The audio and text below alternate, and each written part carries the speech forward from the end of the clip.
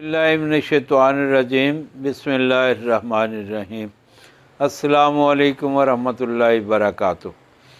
आज मैं एक नुस्खा लेकर आपकी खिदमत में हाज़िर हूँ।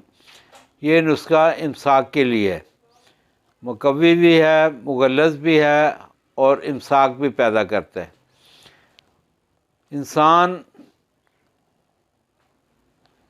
अल्लाह पाक ने इंसान के अंदर एक ऐसी नफ्सियात रखी है कि ये वर्गलाया जाता है, ये जल्दी शैतान के रास्ते पे चला जाता है, भूल जाता है कि मैं किस मकसद से दुनिया में आया हूँ और मुझे क्या करना है।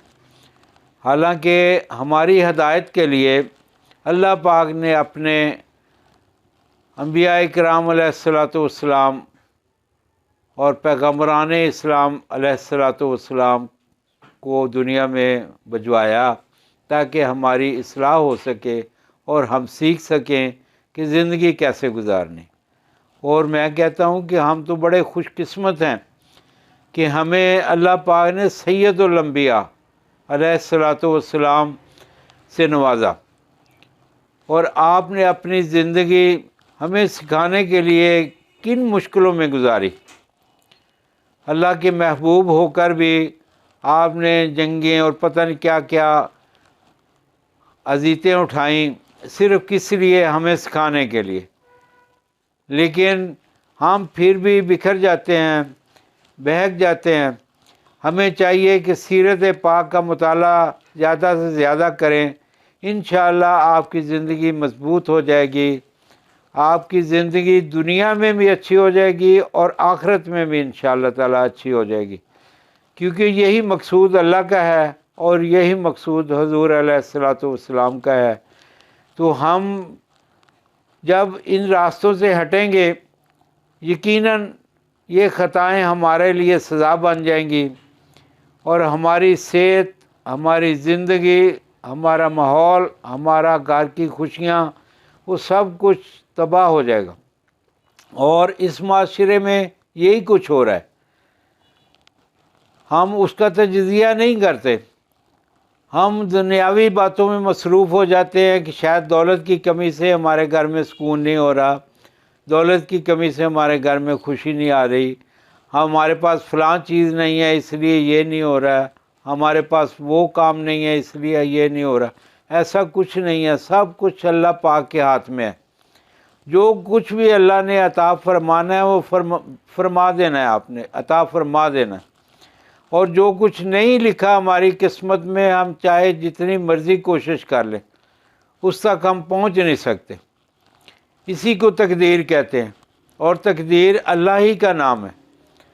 इस पे यकीन जो है वो इंसान को सुकून अता फरमाता है। जैसे जैसे यकीन मुहकम होता जाएगा कि सब कुछ अल्लाह के हाथ में है, यकीन करें आपकी ज़िंदगी आज़ाद हो जाएगी, आपकी ज़िंदगी पुरसुकून हो जाएगी, आपकी ज़िंदगी खुशियों से लबरेज़ हो जाएगी और आपकी जो ख्वाहिशात हैं अगर अल्लाह की रज़ा के साथ मुंसलिक हो जाएं तो यकीन करें आपकी ज़िंदगी तो ऐसे हो जाएगी जैसे एक फूल होता है। और ये ज़िंदगी भी अच्छी हो जाएगी और इंशाअल्लाह आखिरत भी अच्छी हो जाएगी, क्योंकि मैंने पहले भी अर्ज़ किया है कि यही मकसूद है मेरे अल्लाह पाक का और मेरे महबूब अलैहिस्सलातु वस्सलाम का। तो हमें कोशिश करनी चाहिए ख़ुद भी अपना रुख जो है वो अल्लाह की तरफ मोड़ें, हुज़ूर अलैहिस्सलातु वस्सलाम की पैरवी में मोड़ें और अपने बच्चों को भी सबक दें। उससे ये होगा कि जो हम या हमारे बच्चे गैर फितरती जो हरकत करते हैं उनसे इंशाअल्लाह ताला वो बच जाएंगे, उनकी सेहत भी अच्छी होगी, वो दवाइयों से भी बचेंगे, वो इकनॉमिकली तौर पे भी महफूज रहेंगे कि उनके पैसे नाजायज़ तौर पर दवाइयों पे इस्तेमाल नहीं हो रहे, वो डॉक्टरों के चक्कर नहीं लगाएंगे, वो हकीमों के पीछे पीछे नहीं फिरेंगे, बल्कि एक सेहतमंद और ख़ूबसूरत ज़िंदगी गुजारेंगे।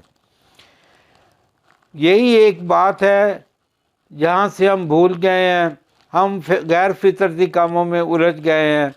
हमने अपने आप को ये इस तालीम से हमें भी नाआशना रहे हैं और हमारे बच्चे भी इस तालीम से नाआशना जा रहे हैं।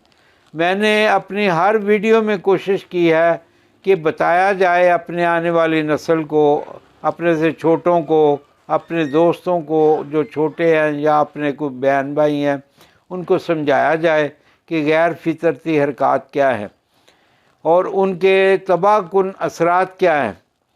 ज़िंदगी यकीन करे ख़त्म हो जाती है और बंदा, मेरे पास मरीज़ आते हैं वो ऐसे मायूस होते हैं कि वो ज़रा अगर उनको को मोटिवेट कर दे, खुदा ना करे वो ख़ुदकशी पे आमादा हो जाते हैं। लेकिन हमारा ये मनसब नहीं है, हम उनको कोशिश करते हैं, हौसला देते हैं और इलाज की तरफ भी तरगीब देते हैं और ज़हनी तौर पे भी उनको मजबूत बनाते हैं। देखें, जब आपकी सेक्स ख़राब हो जाती है तो आप एक मर्द ही नहीं रहते। जब मर्द एक मर्द नहीं रहेगा तो उसकी माशरे में क्या हैसियत होगी, उसकी घर में क्या हैसियत होगी, उसके घर में खुशियाँ कहाँ से आएंगी। आज मैं इसी सिलसिले में एक नुस्खा लेकर हाज़िर हुआ हूँ।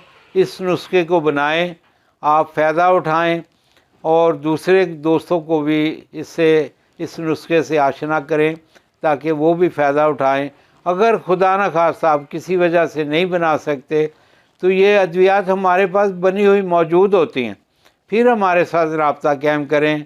हम इंशाअल्लाह आपके आर्डर पर दवाई भिजवाते भी हैं, भिजवाते रहेंगे इंशाअल्लाह ताला। तो आप ये नुस्खा स्क्रीन पर भी आ जाएगा, आप नोट करना चाहें तो शौक़ से नोट कीजिए।